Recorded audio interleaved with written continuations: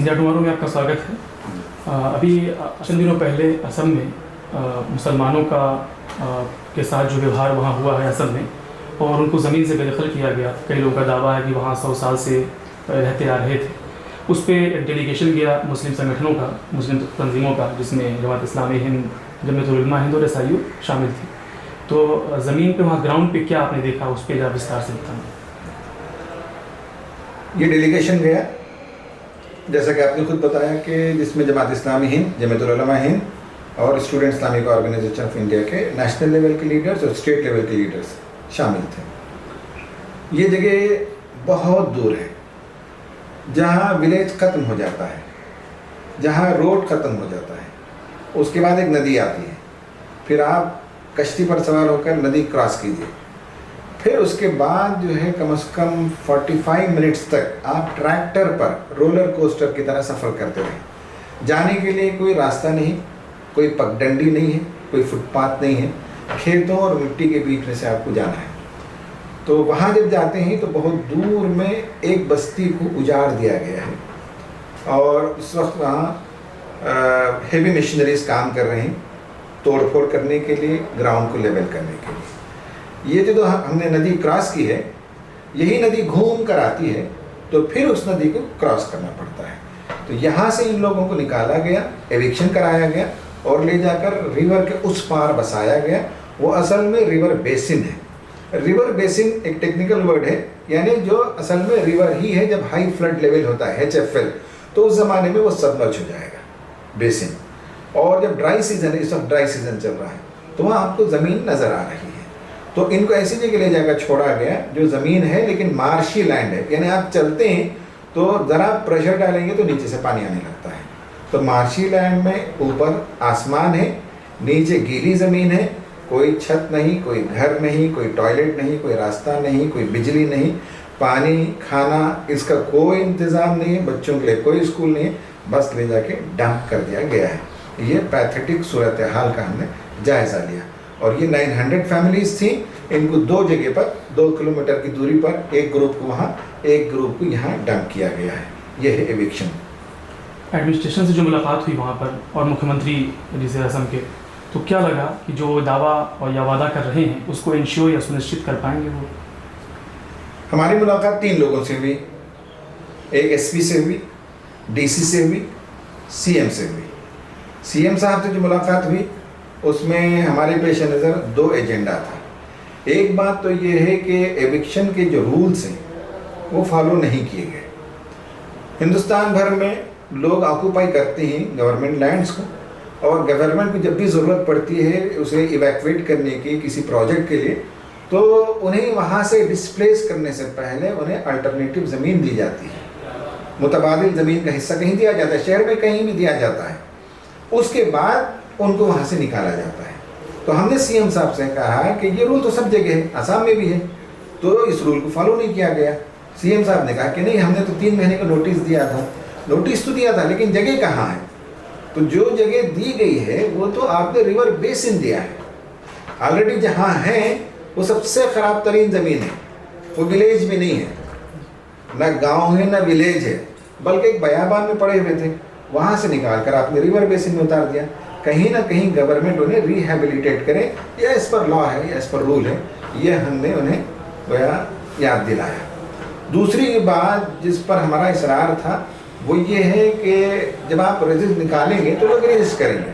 कुछ लोगों ने रजिस्ट किया, कुछ लोग चले गए। जिन लोगों ने रजिस्ट किया उनके साथ जिस तरह से फायरिंग की गई, वायलेंस किया गया, पुलिस की तरफ से जो जुल्म हुआ है, वो गोया कि डिसप्रोपोर्शनेट यूज ऑफ फोर्स है और वो अनआर्म्ड सिविलियंस है, उनके पास कोई वो नहीं, हथियार नहीं। तो ये बहुत गलत हुआ है। इससे इमेज बहुत ही डैमेज हुआ है असम का सारी दुनिया में।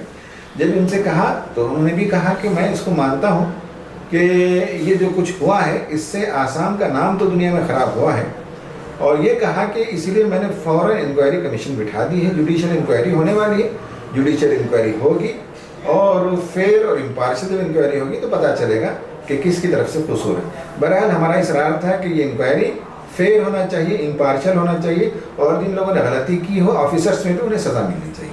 क्या लगता है ये इंक्वायरी उसी सरकार के द्वारा की जा रही है जो सरकार उसी इस घटना में इन्वॉल्व है, यह आरोप लगाया जा रहा है, तो कितनी संभावना है इस इंक्वायरी को फेयर, जैसा आप बता रहे हैं फेयर? देखिए, एज ए सिटीजन हमारा काम ये है कि जब तक कॉन्स्टिट्यूशन है, जब तक लॉ एनफोर्स है इस मुल्क में, जुडिशरी का सिस्टम चल रहा है, हमें इस पर यकीन रखना है, भरोसा रखना है, और हमें इंश्योर करना है कि ये सारा जो प्रोसेस है वो अपना काम करेंगे ऑफिसर्स, और उसमें कहीं डिविएशन ना होने पाए, उसके अंदर कहीं नाइंसाफ़ी ना होने पाए। उसको इंश्योर करने के लिए हमारी तरफ से बराबर प्रेशर बिल्डअप किए रहना चाहिए। जुडिशियल इंक्वायरी सही होना चाहिए, इम्पार्शियल होना चाहिए। उसके लिए जो एविडेंसेस हम फराहम कर सकते हैं, जो फॉलोअप हम कर सकते हो, वो करते रहना चाहिए। इस घटना पे असम में जो विपक्षी पार्टियां, अपोजिशन पार्टीज़ हैं, उनका रोल कैसा रहा? बताया जाता है कि उन्होंने 2 या 3 दिन के बाद डीसी से मुलाकात करने की कोशिश की, लेकिन डीसी ने इनकार कर दिया।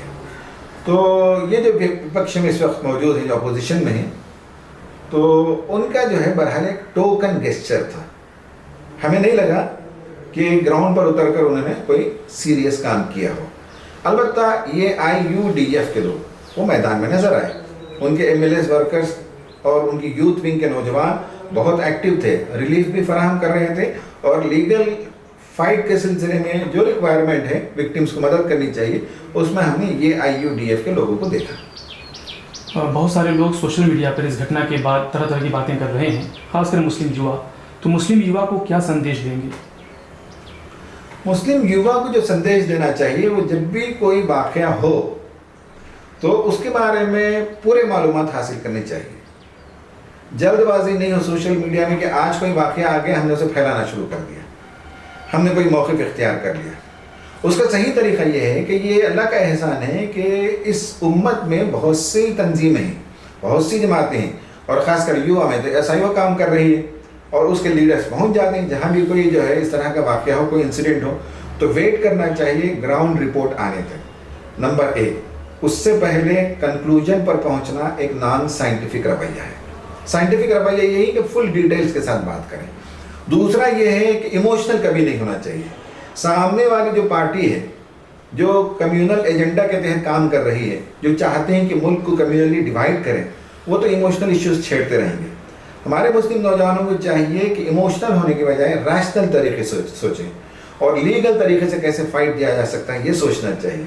और जहाँ भी समझते हैं कि सब इन पर जुल्म हुआ है, तो वहाँ से बैठकर इस जुल्म के लिए मजलूम की क्या मदद की जा सकती है, ये आज का नौजवान कर सकता है। वहीं से बैठे बैठे डाटा निकाल सकता है, वहीं से बैठे बैठे मेमोरेंडम लिख सकता है, DC को लिख सकता है, SP को लिख सकता है, 150 मेल भेजे जा सकते हैं, और उनकी मदद के लिए जो कुछ किया जा सकता है, मसलन बच्चों की तलबा के लिए तालीम का इंतज़ाम करना है, तो वो इंतज़ाम कर सकते हैं। पूरी दुनिया से, पूरे हिंदुस्तान से लोग काम कर सकते हैं। आज की दुनिया में ऐसा मुश्किल नहीं है। तो नई नस्ल को चाहिए कि फ़ौरन रिएक्ट ना करें, इंफॉर्मेशन का इंतज़ार करें। दूसरा ये कि इमोशनल ना हो। तीसरा ये कि मजलूमों की जो कुछ मदद कर सकते हो वो करें, बजाय इसके कि बस सोशल मीडिया में सारी हमदर्दी जताते फिरें।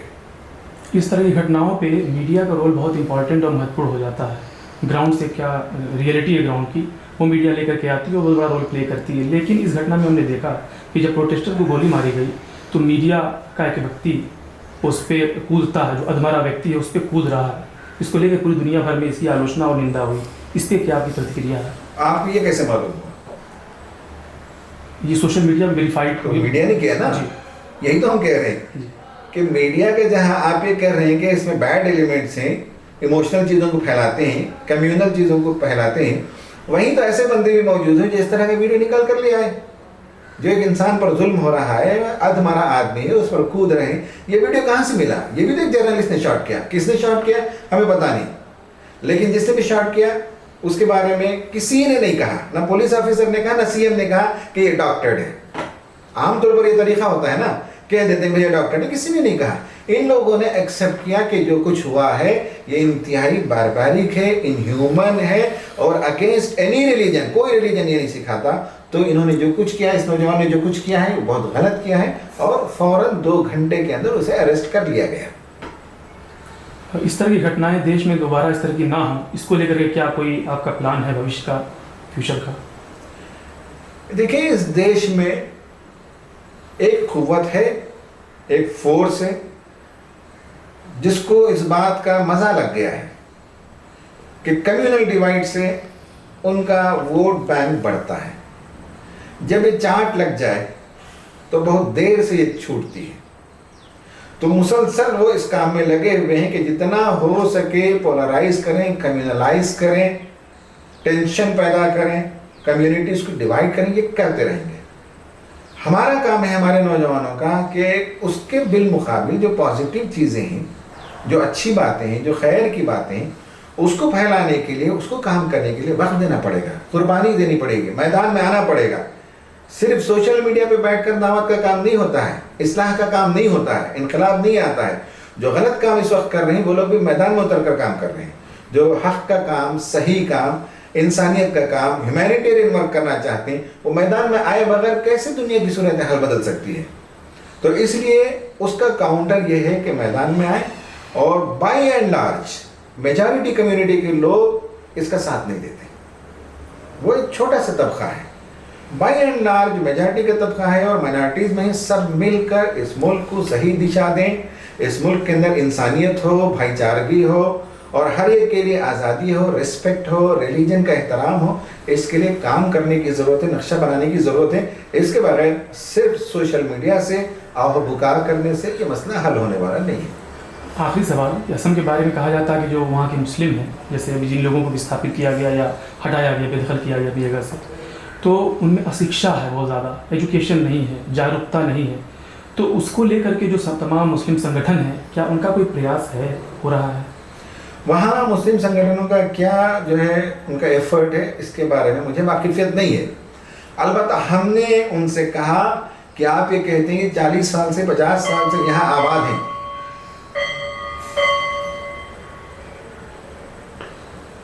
हमने जब वहाँ विक्टिम से मुलाकात की तो उन लोगों ने कहा कि मैंने 40 साल से 50 साल से आबाद हैं और इन ह्यूमन और सब ह्यूमन कंडीशन में, जिस्म पर सिवाय 2 टुकड़े के कुछ और नहीं है, एक लुंगी है, एक बनियन है।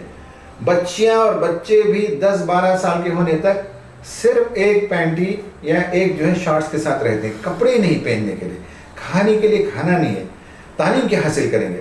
तो हमने कहा कि क्या यही मुकद्दर आप बना के रखना चाहते हैं या नई नस्ल को आप ऊपर उठाना चाहते हैं? अगर ऊपर उठाना है तो डिसीजन आपका है, आपको डिसीजन लेना पड़ेगा। मदद करने के लिए तंजीमें मौजूद हैं, जमात इस्लामी मौजूद है, एसआईओ मौजूद है, या जमीयतुल उलमा है। हम आपकी मदद कर सकते हैं, लेकिन हम आपके लिए फैसला नहीं कर सकते। आप फैसला करें तो फिर बच्चों के लिए स्कूल बना सकते हैं, बच्चे वहाँ से पढ़ने लगें तो आगे बढ़ा सकते हैं, फिर उससे बड़े हो जाएंगे तो कॉम्पिटिटिव एग्जाम में बिठा सकते हैं, फिर उसके बाद वो ऑफिसर्स बन सकते हैं, मिनिस्टर्स बन सकते हैं। ये पूरी बात हमने की।